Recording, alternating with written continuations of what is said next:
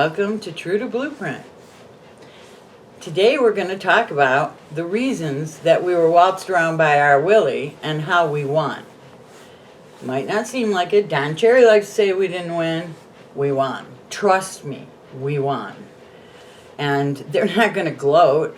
They're not going to sit there and act all proud because this is serious. So today's quote is, we may outrun by violent swiftness and lose by overrunning. And that's exactly how Willie lost. But what did he lose? Well, it's about power. It's not about hockey. It's about power. And it's not about business. We won't play by his rules. And when you go right to the deadline like that, see, there's a thing in law that if you take a settlement after the trial starts, take one, it looks like you are giving in. If you take one before the trial starts, it looks like the people you're suing are giving in. And that's pretty much what happened here.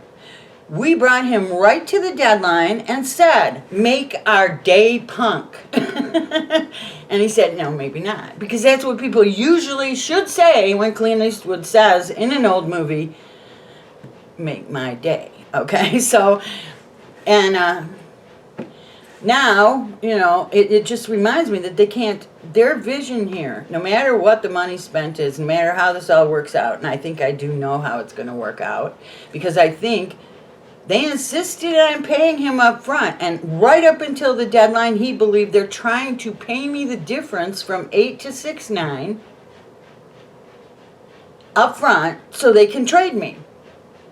And then it occurred to him, maybe I'll make nothing. Maybe everybody will consider me a bad risk. Maybe nobody will want to sign me for anywhere near $6 million, because once I move and don't have Mike Babcock and Mitch Marner and Austin Matthews, I might not be worth that much.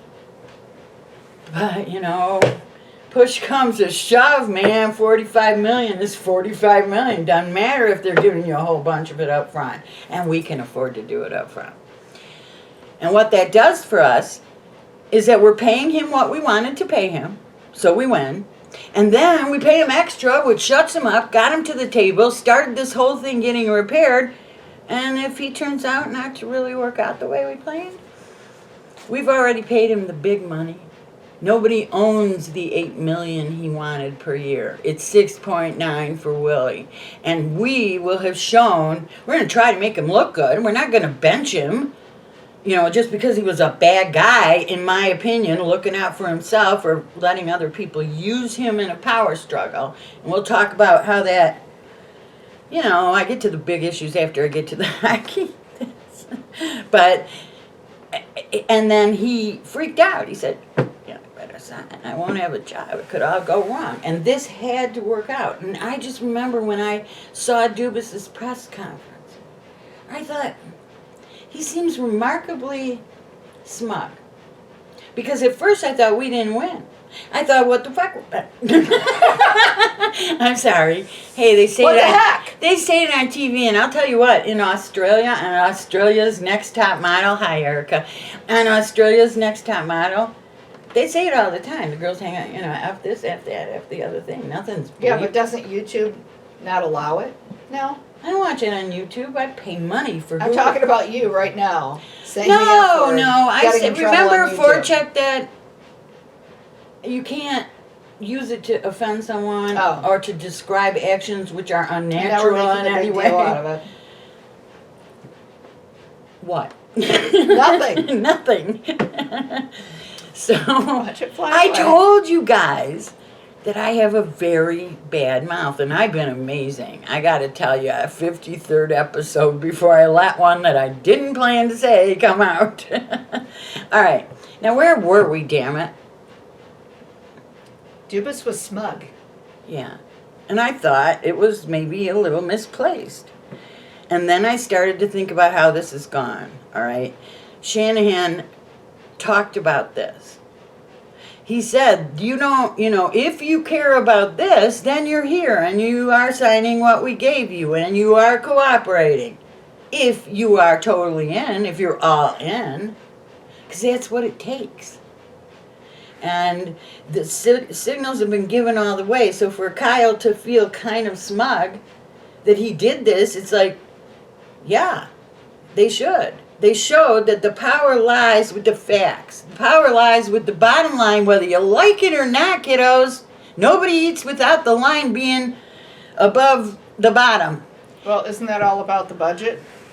And it is about the budget. And I always felt like when it got further down the road, I think my grandma should have been a negotiator. She would have said, Willie, money doesn't grow on trees. well, here, I think Mitch's agent said, he said, we're going to go in there and we have certain things we're looking for. But we're not going to put them in a position where they have to do something or, screw over their team. It's not okay. This is, I think agents can do that, that once in a while the agent is actually like a dad instead of like mommy. Did I do this out of order again? I did. Well, see, that's the thing. You can't give in to mommy. Mommy wants civilization as it is to stop. Mommy has decided that mommy is equal. She needs nothing. And on principle, I agree with that. However, then mommy says, yeah, mom, hey, you can't hit me. Okay, when you say, hey, you can't hit me, you're saying you're special. And the way power among women is using this is to say, well, the only fair thing is if nobody hits anybody. And what happens then to the normal impulses of masculinity, which are carried out often in sports by physical contact? Mm-hmm. And I don't mind if girls want to become more like men. That's cool. That's what I did. I never gave away my essential femininity, but I certainly was heavily influenced. They're the ones who told me what the game was. And the game the game is about facts. The game is about the bottom line. The game is not about emotional manipulation and, oh, please, please, please. That is the mommy part. And free agency is a girl thing, okay? Women you can't have a bunch of women with one family together. Not really. Not in nature. Every woman has to carve out her space, but you got to keep those other ladies. Yes, thank Bitches. you. Bitches out. Because that's not going to work, whereas men are out there hunting. And as I said earlier, if a bunch of men go out and hunt, they have rules, and some days you don't get to be the guy who stabs a wildebeest. Okay, some days you have to be the bait. If women hunted, one day you're the bug, the next day you're the windshield. That's very, that's sort of spiritual there. I mean, in a funny sort of way. Indrazal or something. I don't know. I remember a story. But I just came from teaching yoga. That's why And I read too much, way too much. I sent her something. She said okay, but she accidentally got a typo that said O-M. And I thought she was telling me to, get zen about it. Not to. Anyway. So we're talking about mommy and her rules and her need to have everybody be a free agent, because to women that's a stable configuration. And if women hunted, they would have so many fights about who was playing what role and what role they got to play next week. And okay, you can play that role, but only for half an hour. This isn't fair. She's treating me wrong. Then 3 girls get together and go, that girl, she's a bad one.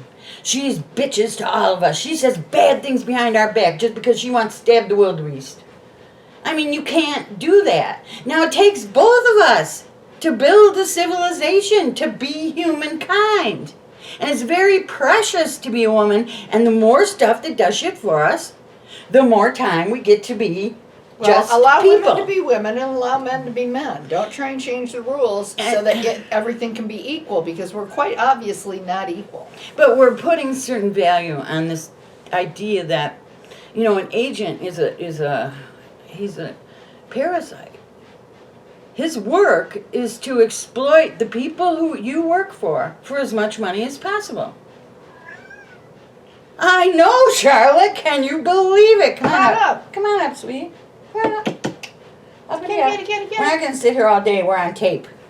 Anyway. Tape. because I was born in 1956 and that was a big thing. Did you want to talk about Shanahan and the steak system? Oh, yeah. Okay, well, I'm just saying that the whole thing is bigger than this one negotiation. Shanahan is trying to do what Nick Saban has done at Alabama. This is a culture of winning. And even this year, Saban went off on the fans of Alabama. After 6 championships in 10 years, Nick Saban all of a sudden says, you know, our fans really don't care about our team. They don't treat our team like they really need their support. They just sit there and watch and say, yeah, I root for Alabama, my life's good. That's not being a fan. And I think that kind of culture has to change because it exploits weaknesses in the system. So what kind of fan is a good fan? I think a good fan knows that it's it's sports, okay? It's not That's mine, not yours. thermonuclear war, okay? And a good fan learns as they banter excitedly and, you know, like that. They don't just say, well, this is what They're I not passive. Right. And they cooperate with things. They don't constantly make rumors up so that they keep tempting. This is what Gross was trying to do. Try to get them to say something. Try to get this management to disobey their rules, abandon their program, and make a comment on this. And they managed to make the narrative work for them in that case too. This is not okay. You go into a room to negotiate. You come out 3 months later with the deal you went in with. I'm afraid that's really not good business. And they wouldn't do that if there wasn't a bigger purpose here. And Nick Saban doesn't have to pay his players. Nick Saban doesn't get a thing that says you get 23 and these 2 spares and everybody else has to be in the farm team. And if you send them back to the farm team after you bring them up, they have to clear waivers, which means they can be claimed by another team because you didn't want them. Nick Saban can go, none of my left linebackers are any good, and hold auditions in the student body and even look around the country for them. He's not limited in how big his staff can be. And Alabama's in Tuscaloosa. It's not in frickin' Toronto, okay? Tuscaloosa is 2 gas stations, a party store, and a giant university, one of the finest in the world. And Nick keeps bringing credit to that university. That's what Shanahan's saying. The logo on the front. The logo on the front. I'm surprised so many women understand that idea. And I know a lot who do. But it's almost like, I think a lot of men know that women like to be flattered, and doing things women's way is flattering to women. And you can get a lot more if you're Alan Alda than if you're, I don't want, like Cary Grant in one of the old movies, who didn't take crap off the girls, and, if they hit him, he hit them back. Not slugging. This was about, if you're going to stand up to me, this is what happens. Now, this is in an era when they're trying to dictate what we believe. All that crap, guys. It's not the patriarchy. It's not, let's list them. It's not the opioids. It's not the patriarchy. It's not the guns. It's not the government. It's not God. It's not the Bible. It's not any other religious belief. It's the people. They're the ones who have to change. So when you're talking about changing hockey to the point that you're willing to risk everything to accomplish everything, and really Shanahan, he didn't know. When he came out and did that press conference a month after the season started, I don't think he had any idea that it would last this long. But he thought, I'm not going to let them act like we're somehow just sleeping through our alarm and not answering their phone calls. We're ready. And they kept saying it, and they kept saying it, and they kept saying it. And it got so Nylander's camp sort of shut up, and Nylander sort of shut up. I don't think Michael shut up because he's sort of one of them guys. But maybe Willie can teach us now that he's a good teammate and he can be part of this revolution where everybody stops blaming things. Everybody realizes, and we'll get into this in a moment, money is not evil. Money is not evil. You can't go take every penny because they're rich. Really, what if you were rich? Would you want everybody saying that about you? I mean, most people who are somewhat free in their thinking have a plan. You know, it might be a harebrained plan. But they have a plan so that they get wealthy. And none of them says, and then everybody will hate me because, but they will. Patty Hearst had no one to fit in with. That's why she gave in and turned into one of her kidnappers. Because she didn't fit in anywhere. Because she was rich and because the Hearst family was considered evil money. Even though her dad barely had $10 million to his name. And they're demanding some like $400 million worth of ransom in distributed food. I mean, it's not rational to do this. So realize, yeah, you shouldn't underpay people. Now, yeah, let's talk about the needs of business. I was saying on YouTube, somebody said, well, he has a right. He has a right. We should pay him everything he needs because we got to win. Mitch, we will pay you whatever you need because we got to win. But everybody else... Money doesn't grow on trees. Let me just put this in. You have to live by a budget. You do. And you can always go out and buy a winner. You can buy them on a game-by-game basis like was done in the early days. And I think you've got something on that, right? I mean, this isn't new. In 1910, they introduced a $5,000 salary cap, which adjusted for inflation, is $133,000 and $33,097.37. So if they just followed the money and kept the salary cap, just cost of living adjusted, they wouldn't be getting very much money. No, you could give like Mitch, you could give him 20. You know, you could give Austin maybe $10,000. Yeah. And that's it. Then you'd have to pay everyone else $5 But in and $6 1910, they were talking about Detroit Tigers player. Was it Ty Cobb? I think it was Ty Cobb was being paid $6,000 a year. Well, Ty Cobb was kind of a... I mean, So $5,000 a year is reasonable at that time. There's guys in certain times in the world, like... It's not just the toughest guys. Because Joe Louis, he was always considered very approachable and very nice. But Ty Cobb, not. Okay? Ty Cobb was kind of an idiot. And everybody was afraid of him. He held the future of baseball in his hands. It's like, what if Gretzky come out at the height of winning all those cups and said, this sport is terrible. They won't pay me anything. They won't take good care of me. They won't listen to my needs. He could have destroyed hockey. Mm-hmm. There's lots of ways to destroy hockey, though. And what Ty Cobb did, which obviously people even read papers, they didn't need Facebook to know what Ty Cobb was being paid. You know, so they made a salary cap. Because what was happening before that? They were bringing in people for what? To play one game. They were paying them thousands of dollars to play one game. Mercenaries. They were called mercenaries. And boy, were they loving it, you know? I mean, they were paid like how much for a game? Just one game. One game, $1,250, $2,000. And how much were people making around then? About $600 a year. Wow. The average person in the United States, the average they were being paid was $600 a year. But, well, I think we're talking about Canada, too.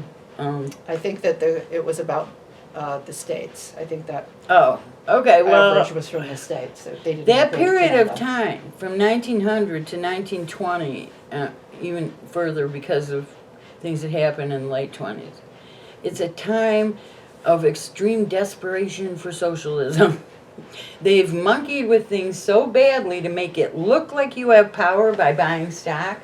They're letting you buy way too much stock with very little money. Do you think the rich people are doing that? No, because the rich people aren't stupid. You pay as you go. You only take payments left when there's absolutely an instant way you know you're going to make that payment. That's how people get rich. I'm sorry, folks. That's how it's done. And by realizing that the pursuit of money alone, just like the Bible, is not a bad thing. But because there was such a vast collapse of economies, and it just was happening all over the world after World War I, this sort of behavior had to be stopped. So there's a different atmosphere by 1919 and 1918 when, and did they have, they didn't have a salary cap then, or it stayed the same probably until 1965. Well, because the money people got paranoid, okay? They got very paranoid. Everybody kept screaming, give us your money. That'll make you paranoid, okay? Go out to the street, find 10 random people, hand them a piece of paper that says, all at once, shout this at me. Give me your money. It doesn't matter that it's not real. You will feel paranoid. You will feel that somebody is taking something you need to live. And that's how these negotiations get. So if you get into the emotional side of them, you're never going to win. And I just don't like the jeopardizing of our future over it. Yeah, I mean, you don't reward selfish interests. This is the thing. And I don't really, you know, I have some real life things going on where I'm trying to realign power relationships and put things where I feel like I'm in control of me and everybody else is in control of them and nobody's controlling how I'm acting with other people. You used to give your power away. You're not doing that anymore. No, I'm not doing that anymore. But the best one I've thought of is that if you have a cake shop, and there's this one person, and boy, can they decorate a cake. The problem is it takes them 3 weeks to do it, and they're usually always calling in sick, being late, talking on the phone, doing their Facebook. They don't want to decorate a cake. They're great at it, though. And they're also good at another thing, getting money. How long are you going to stay in business if you give them a full-size share of the pie when they've shown they don't want to make cake? Did you realize you were going to do that? No, That was I pretty did good. not. I did not realize I was going to do that. I did not. I'm not getting better. No pie for you. No, I'm not getting better looking. I was just looking at the monitor. I'm not getting better looking. I'm getting better at my makeup. These cameras, you know, sometimes I think Mary shows up without makeup so that she can So go. that you can look better? No, so that you can show how much makeup is helping me. Because they don't even want to think about that. This is a person who got hairs replaced. But No, didn't it's get just their icing on bottom the teeth cake done. that I look like poo and you look like awesomeness. Right. Well, it's you worked all day. What I do, I sat around with Shar, watched some football, told off some people because it was just the day for that. And, but it was liberating, and I feel good because, and I think Kyle Dubas showed me the way. He did. He said, as long as you don't indulge in Kyle Dubas. No. I know who he is. Okay, the drag I'm queens just again. kidding. No, I know. Alyssa. Oh, Alyssa. Okay, if you love hockey history and you're one of those people who thinks, you know, Americans are taking over the sport and other foreigners, there's no Canadians, where do the Canadians go? She explains it pretty well. And I have to say, as an American who's been who's never been a Wings fan, who's lived in the Wing City and not been a Wings fan, I can tell you being an American never was a problem back then, but it's become one. What's the name of her show? Alyssa Hope. That's her name? channel. Okay. You know, this particular show is why are there so many less Canadians in hockey? Watch it. Please do, because this kind of knowledge, those who don't understand, who don't study, the quote is always said, who don't know the past are doomed to repeat. You can know it. You can know it by heart. You gotta study it. Those who don't study the past are doomed to repeat it. And I don't think we want to go through this again. And I mean, these players have seen, don't F with Dubas. Do not. This team is serious. Because Dubas. And even Will if you... often kill you. He'll often kill you. And don't give in to these mommy ideas. Try to think for yourself. Would my mother or my dad be more likely to have this opinion? It's another thing. There's not room for all this, oh no, we have to protect our heads. We have to protect our heads. We're trying to protect their wallets. Can we get our priorities straight? We're trying to stick it to rich people. Win Stanley Cups. We got a lot of motives. See, and that's what's happened. Shanahan says, 100% buy-in. No motives of your own. The only motives are our shared goal. And that's from his office to anybody who shovels up the ice shavings. Mm-hmm. This is everyone. You must be all in. It's Drink how the Kool-Aid, it works. man. And again, you know what happened to people who drank the Kool-Aid? They didn't have to look at themselves dead on the ground. They were dead, okay? You drink the Kool-Aid, there's a certain poetry in that. Now, if they were forced to drink the Kool-Aid, different. But if they do it by their own volition, you know, everybody's got to go sometime.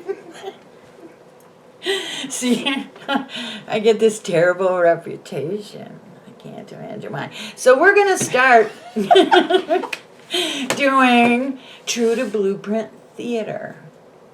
And I'm just not sure when. We got, my Marner song is coming, but I'm saving it for when Marner is like, when he makes somebody who I know he's got a rivalry with look kind of silly. Mitch! Yes, Mitch. Plays that game for... You know, we were terrible last night. I can tell you played like drunks who never met each other. All except for Mitch and Zach Hyman. They both were like, I don't know what these guys are doing, so I'm just going to do this by myself. Now, you stand there, you put your stick on the ice, I got this. And, I mean, Mitch he's getting near 30 primary assists. It was a big deal that effing Lemieux. Boy, I really am glad I caught myself. Flying out of your mouth. They are flying out of my mouth. Why, anytime I say Mario Lemieux, I feel like swearing. Because he could play the whole game. And he arranged it so he didn't have to. And that's always going to irk me. Piss me off. See, I forget. See, once I let the... It's like I think I'm in church. Once I can't say the F word, I suddenly believe I'm in church. And then I won't even say pissed off or bitch because... Something right there. Oh. Here you go. Oh, great. It grinds your guts. Yeah. Yeah, it does. Anyway, so we'll be coming back. Get up, Mary. You have to turn the camera off now. And I'll be back. I promise.